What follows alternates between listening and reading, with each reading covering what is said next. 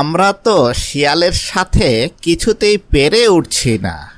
ও ঢের লেখাপড়া জানে, তাতেই খালি আমাদেরকে ফাঁকি দেয়। আমি মূর্খ লোক, তাই তাকে আটতে পারি না। সারা জীবনই ঠকে গেলাম। কিন্তু আমি চাই না তোদের জীবনটাও এমন হোক। তাই আমি অনেক চিন্তা ভাবনা করে ঠিক করেছি তোদের 7 জনকে শিয়াল পণ্ডিতের পাঠশালায় পড়ালেখা করতে দিয়ে আসব। সেখানে তোরা খুব ভালো করে লেখাপড়া শিখবি, চালাক চতুর হবি, ভালো মন্দ বুঝতে শিখবি। এটাই তোদের জন্য ভালো হবে। চল, কাল সকালে তোদের 7 জনকে শিয়াল পণ্ডিতের পাঠশালায় দিয়ে আসি।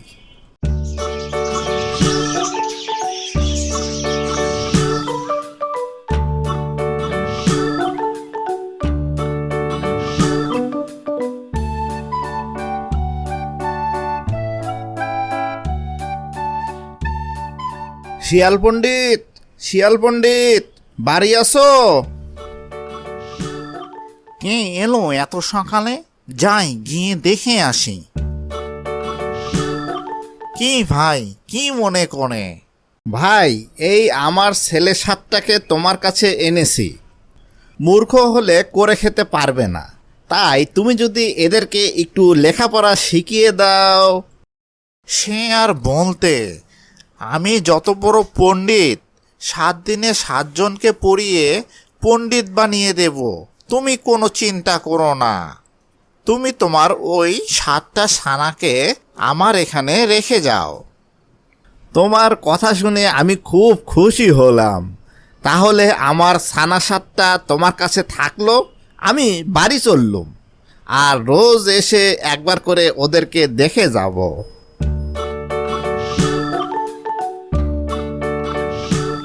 আজকে আমি একজনকে পড়াবো। দেখি একজন আমার সাথে আসো।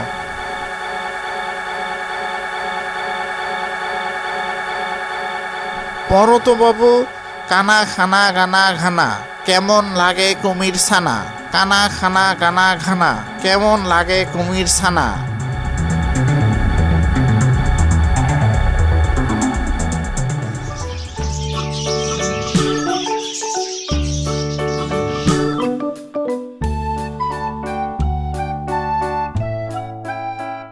শিয়াল পণ্ডিত, শিয়াল পণ্ডিত, বাড়ি আসো। আমার ছানাগুলো কেমন লেখাপড়া করছে? কই তাদেরকে ডাকো, একবার দেখা করে যাই।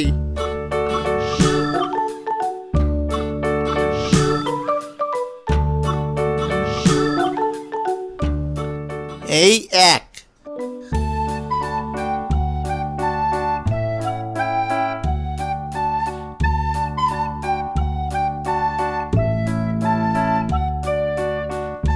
এই 2,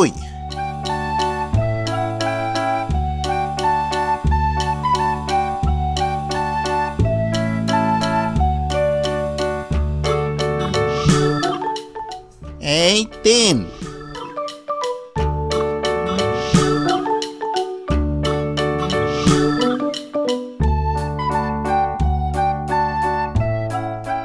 এই 4,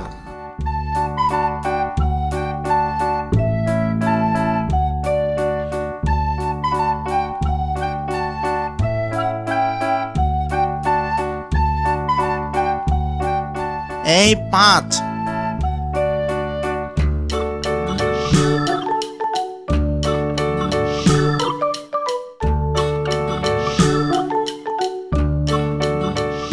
এই 6। 6টা তো দেখালে, আর একটা কোথায় পাবে? আরে ধুরো, এদের শেষটাকে আবার নিয়ে গিয়ে দেখাবো। বোকা কুমির বুঝতেই পারবে না।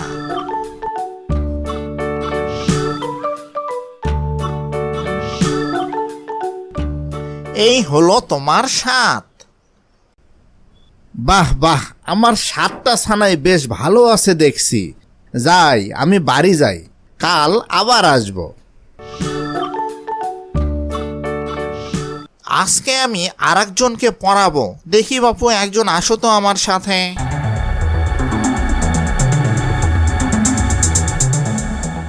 পড়ো তো বাপু। কানা খানা গানা ঘানা, কেমন লাগে কুমির ছানা। কানা খানা গানা ঘানা, কেমন লাগে কুমির ছানা।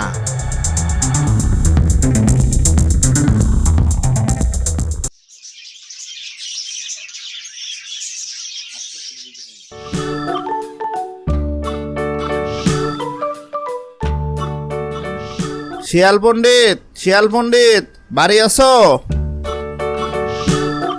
আমার ছানাগুলো কেমন লেখাপড়া করছে, কই তাদেরকে ডাকো, একবার দেখা করে যাই।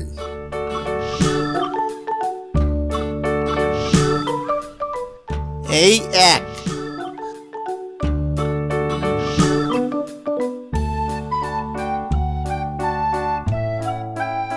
এই দুই,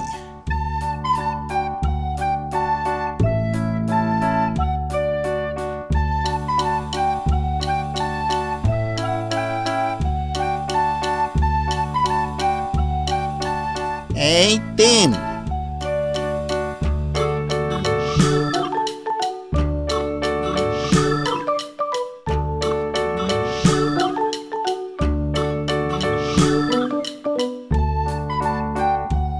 এই চার,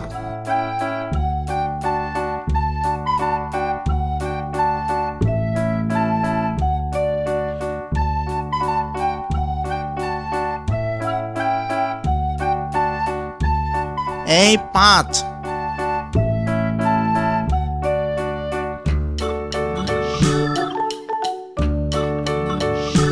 পাঁচটা তো দেখালে, আর দুটা কোথায় পাবো?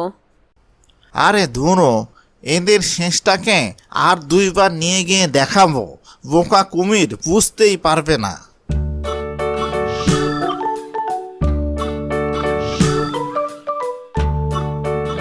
এই ছয়,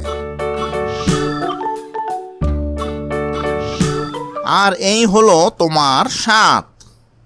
বাহ বাহ, আমার সাতটা ছানায় বেশ ভালো আছে দেখছি। যাই, আমি বাড়ি যাই, কাল আবার আসবো।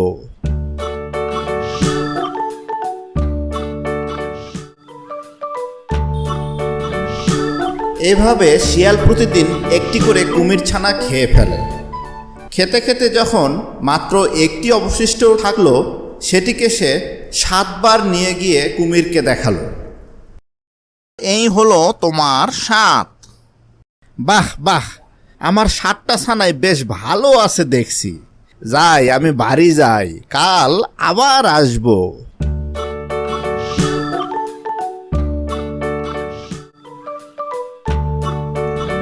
আজকে আমি তোমাকে পড়াবো। পড়ো তো বাপু। কানা খানা গানা ঘানা, কেমন লাগে কুমির ছানা। কানা খানা গানা ঘানা, কেমন লাগে কুমির ছানা। রোজ তুমি একটি করে ছানা খাও, আর কুমির এলে তাকে ফাঁকি দিয়ে ভোলাও, কিন্তু আজ তো সব ছানা শেষ। এখন উপায়? কুমির এলে দেখাবে কি? ছানা না দেখতে পেলে তো অমনি আমাদের ধরে খাবে। আমাদের পেলে তো ধরে খাবে। নদীর ওপারের বনটা খুব সুন্দর, চলো আমরা ওইখানেই যাই, তাহলে কুমির আর আমাদের খুঁজে বের করতে পারবে না।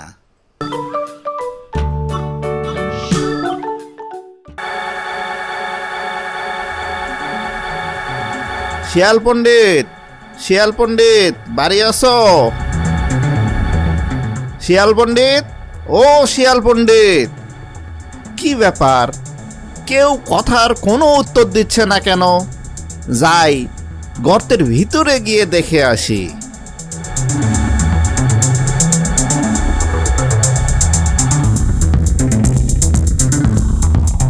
শিয়ালও নাই, শিয়ালিনীও নাই, কই গেল সব? এ কি, আমার 7টা ছানা? দেখি বদমাইশটা বাহিরে আছে নাকি।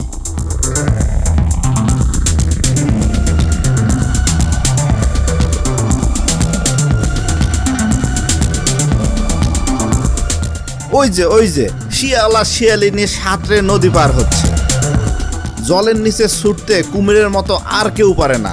আমি এখনই গিয়ে ওকে পাকড়াও করছি, তারা হতভাগা।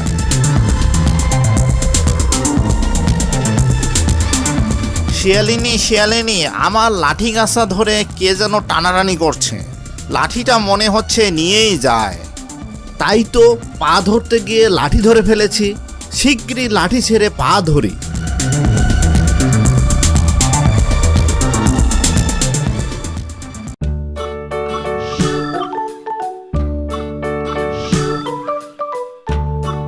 শিয়ালকে কোথায় না খুঁজে বেড়াচ্ছি, কিন্তু সে বড্ড চালাক, তাই তাকে ধরতেই পাচ্ছি না।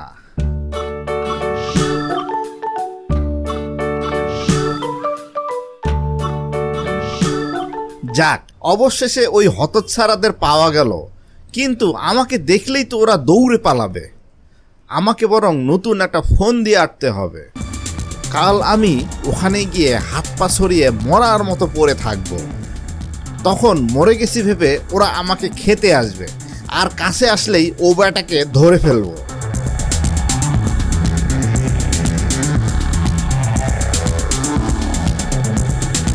মরে গেছে, চল খাই গে। দেখি একটু টেস্ট করে। না, এটা দেখছি বড্ড বেশি মরে গেছে। এত বেশি মরাটা আমরা খাই না। যেগুলো একটু নড়াচড়া করে আমরা সেগুলোই খাই। একটু নড়িচড়ি, নাইলে তো ওরা খেতে আসবে না। ওই দেখো, লেজটা নড়ছে। তুমি তো বলেছিলে মরেই গেছে। বড্ড ফাঁকি দিলে তো। আচ্ছা, এর পরের বার তোমাদের দেখাবো।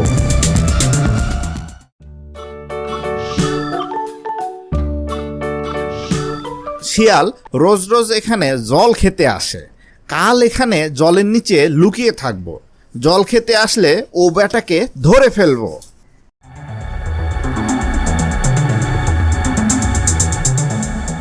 ভালো রে ভালো, আজ সব মাছ গেল কোথায়? বুঝেছি, এখানে নিশ্চয়ই কুমির আছে। দেখি একটু টেস্ট করে। এখানকার জলটা বেজায় পরিষ্কার। একটু ঘোলা না হলে কি খাওয়া চলে? চলো শিয়ালিনী, আরেক জায়গায় যাই।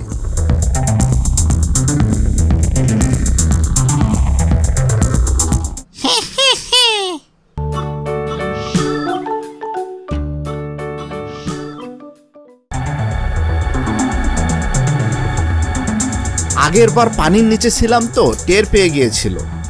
কাল কাদার নিচে থাকবো, দেখি সে কিভাবে টের পায়।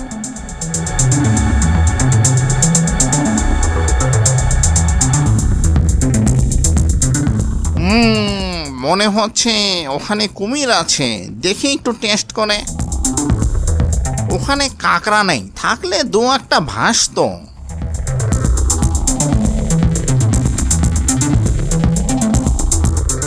না, আর না।